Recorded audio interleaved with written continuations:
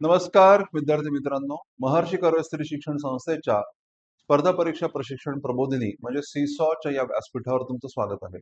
आपल्या स्पर्धायन या युट्यूब चॅनलच्या माध्यमातून आपण MPSC चे PYQ डिस्कस करत आहोत आणि त्याला तुम्ही जो प्रतिसाद देत आहात त्याच्याबद्दल धन्यवाद. हे व्हिडिओ जास्तीत जास्त संख्येने शेअर करा आणि सबस्क्राईब करा. आपण पुढचा प्रश्न घेऊयात. MPSCच्या STI प्रिलिम 2011 मधला हा प्रश्न आहे. पुण्यामध्ये मुलींची पहिली शाळा कोणी सुरू केली?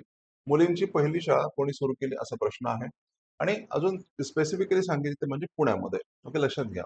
आता या संदर्भात जर आपण बघितलं तर ऑप्शन दिलेत नाना जगन्नाथ शंकर शेठ, महर्षी धोंडो केशव कर्वे, पंडिता रमाबाई आणि महात्मा फुले यांची नावं दिलेली आहेत. आता नाना जगन्नाथ शंकर शेठ यांचं जर आपण प्रामुख्याने कार्य जर बघितलं तर ते याच दरम्यानचं कार्य आहे. परंतु ते प्रामुख्याने मुंबई बेस्ड कार्य असल्यामुळं हा ऑप्शन या ठिकाणी एलिमिनेट होतोय. लक्षात घ्या. हा ऑप्शन एलिमिनेट होतोय. महर्षी धोंडो केशव कर्वे, पंडिता रमाबाई यांचं कार्य हे पुणे बेस्ड आहेच. पंडिता रमाबाईंचं कार्य मुंबई आणि पुणे दोन्ही ठिकाणचं आहे. पण ते पुण्यामध्ये कार्यरत होते हे निश्चित आहे. परंतु या दोघांचं कार्य महर्षी धोंडो केशव कर्वे आणि पंडिता रमाबाई यांच्या कार्याचा जर आपण आढावा घेतला तर आपल्याला हे जे कार्य आहे ते नंतरच्या टप्प्यामधलं आहे. लक्षात घ्या. म्हणजे 1870च्या नंतरच्या टप्प्यामधला आहे, म्हणून हा नंतरचा टप्पा आहे. नंतरचा कालखंड आहे. म्हणजे मुलींची शाळा ज्या टप्प्यामध्ये सुरू झाली 1840च्या दशकामध्ये ही जी प्रक्रिया सुरू झाली होती, ही जी चळवळ सुरू झाली होती, त्यावेळेला हे थोर समाज सुधारक कार्यरत नव्हते. हा नंतरचा टप्पा आहे आणि म्हणून हे दोन ऑप्शन सुद्धा एलिमिनेट होत आहेत. लक्षात घ्या. आता मग शिल्लक राहतं महात्मा फुले आणि हा प्रश्न तसाही सोपा आहे. पण मी तुम्हाला प्रश्नाकडे बघण्याचा अप्रोच सुद्धा या ठिकाणी शिकवत आहे. लक्षात घ्या. हा प्रश्न सोपा आहे. त्याला काही तुम्हाला काय फार विचार करण्याची आवश्यकता नाही. बघितल्या बघितल्या उत्तर येण्यासारखाच निश्चितपणे प्रश्न आहे. पण अशाच प्रकारचे प्रश्न आले तर विचार नेमका कसा करायचा असतो? कुणाचं कार्यक्षेत्र कोणतं? कुणाचा कार्यकाळ कोणता होता? आपण ज्या प्रश्नाला हाताळतोय ते प्रश्न, त्या प्रश्नामध्ये दिलेली जी काही माहिती असेल ती कुठल्या स्थळाशी निगडीत आहे, कुठल्या काळाशी निगडीत आहे, हे जेव्हा तुम्ही समजून घेण्याचा प्रयत्न कराल तेव्हा ऑप्शन एलिमिनेशन करणं तुम्हाला सोपं जातं आणि तुम्ही उत्तरापर्यंत पोहोचता. हे त्याच्या मागचं लॉजिक आहे. आणि म्हणून स्मार्टली क्वेश्चन्स कसे हँडल करायचे हे मी तुम्हाला इथे सांगायचा प्रयत्न केला. मी पुन्हा एकदा म्हणतो, प्रश्न सोपा आहे, त्याच्यात काहीच डाऊट नाहीये. परंतु जर अवघड आला असता तर त्याला कसं हँडल करणार? स्थळ, काळ, वेळ.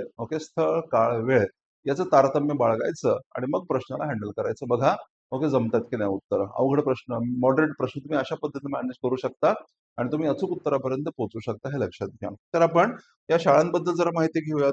लक्षात की ज्योतिबांनी जी काही काय म्हणू आपण त्याला की शिक्षणाची चळवळ सुरू केली होती त्याच्याबद्दलची माहिती मी तुम्हाला या ठिकाणी देत आहे. आता ही जी माहिती आहे लक्षात घ्या की वेगळ्या पुस्तकांमध्ये वेगळी माहिती दिलेली आहे. त्यातल्या त्यात लक्षात घ्या की त्यातल्या त्यात जी मला योग्य वाटली तर कारण तारखांबद्दल वेगळ्या पुस्तकांमध्ये वेगळी माहिती दिलेली आहे, हे समजून घ्या. राईट. येस. तर 1847 मध्ये 1847 मध्ये महात्मा ज्योतिबा फुले यांनी अस्पृश्य प्रौढांकरता शिक्षणाचे वर्ग सुरू केले असा एक संदर्भ आपल्याला आढळतो. आणि 1 जानेवारी 1848 रोजी म्हणजे ऑगस्ट 1848 मध्ये बुधवार पेठेमध्ये तात्यासाहेब भिडे यांच्या वाड्यामध्ये त्यांनी मुलीसाठीच्या शाळेला आरंभ केला होता असं आपल्याला दिसून येतं.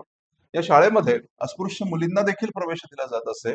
आणि ह्या उपक्रमामध्ये ज्योतिबांचे सहकारी कोण होते तर सदाशिव हाटे, सखाराम परांजपे, जगन्नाथ हाटे, अण्णासाहेब चिपळूणकर, सदाशिवराव बल्लाळ गोवंडे, बापूसाहेब मांडे, बोळराव विठ्ठल वाळवेकर हे ज्योतिबांचे सहकारी होते. आणि अशा प्रकारचा प्रश्न सुद्धा एकदा एक्झाम मध्ये विचारला होता ज्योतिबांच्या सहकाऱ्यांबद्दल, म्हणून हा मुद्दा महत्वाचा आहे.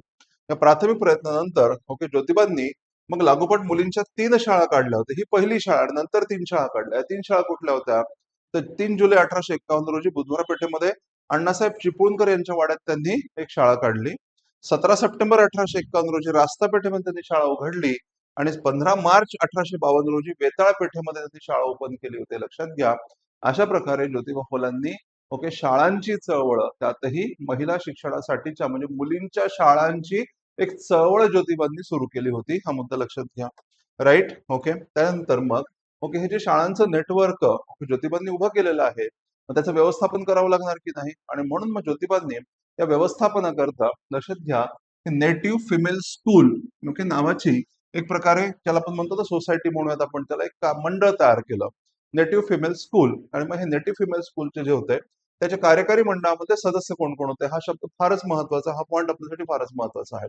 नेटिव्ह फिमेल स्कूलचे कार्यकारी मंडळ, त्याच्यामध्ये सभासद होते सदाशिव बल्लाळ गोवंडे, मोरो विठ्ठल वाळवेकर, ओके, केशव सीताराम भवाळकर आणि ऑफकोर्स महात्मा ज्योतिबा फुले.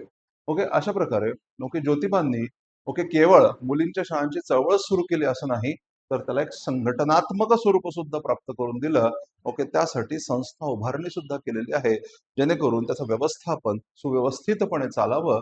आणि म्हणूनच ज्योतिबांच्या प्रयत्नांचं फलित आज आपण ओके पाहत आहोत, हे लक्षात घ्या. शिक्षणाची ही चळवळ एका व्यापक अशा उपक्रमामध्ये रूपांतरित झालेली पुढच्या टप्प्यामध्ये आपल्याला दिसून येत आहे. ओके, ही माहिती तुम्हाला कशी वाटली त्याबद्दल तुम्ही निश्चितपणे कॉमेंट बॉक्समध्ये आम्हाला कळवा. Thank you very much.